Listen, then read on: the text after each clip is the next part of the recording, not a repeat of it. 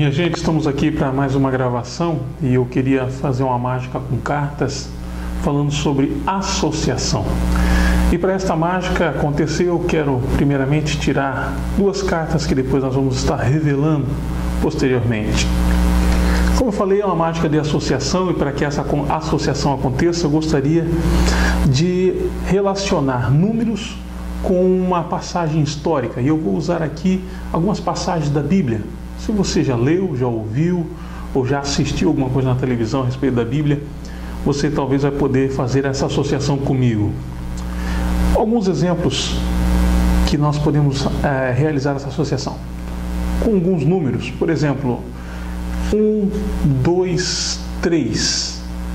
3 na Bíblia nós podemos associar com as 3 cruzes lá no Gólgota, ou então podemos associar também com Deus Pai, Deus Filho, Deus Espírito Santo.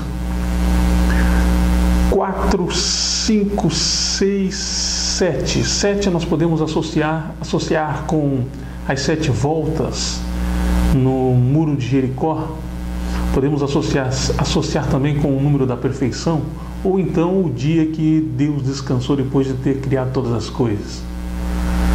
8, 9, 10.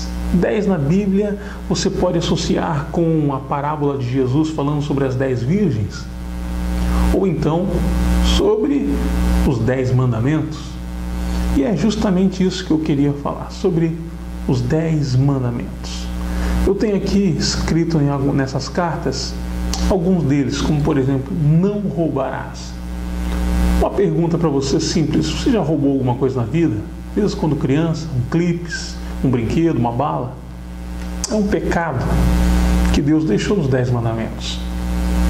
Não mentirás. Você já contou alguma mentira alguma vez na vida? Por menor que ela seja, já contou algo que não fosse verdade? Não tomarás em vão o nome do Senhor. Você está assistindo um jogo de futebol e aos 45 minutos do segundo tempo vai ter uma cobrança de pênalti. Você já não colocou a mão na cabeça e deixou escapar? Meu Deus! Falando em vão o nome do Senhor. Honrarás teu pai e tua mãe. Você já ficou de castigo alguma vez na vida? Já desobedeceu seu pai, sua mãe? E assim vai. Nós poderíamos falar sobre tantos mandamentos. Teríamos 10 para falar, mas eu acredito que esses 4 mandamentos já dão uma lição prática daquilo que nós queremos falar aqui. Eu creio que os 10 mandamentos, eles são o padrão moral de Deus. E falar sobre os 10 mandamentos é interessante porque talvez o seu pecado não seja comparado com esse que eu vou mostrar aqui. Por exemplo, não matarás. Talvez você nunca matou ninguém, mas quem mata é considerado o quê? É considerado um assassino. Justamente. Vou deixar essa carta aqui para que nós possamos estar usando na mágica. Olha que interessante.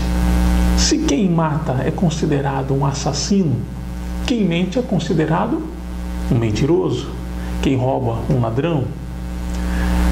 Desses pequenos, desses poucos mandamentos que eu utilizei como exemplo para você, se você fosse julgado por Deus hoje, nesse exato momento, por esses mandamentos, não pelos 10, mas por esses 4, não falar o nome do Senhor em vão, de você não ter mentido ou roubado alguma coisa ou ficar de castigo, você acredita que você seria considerado o que por Deus?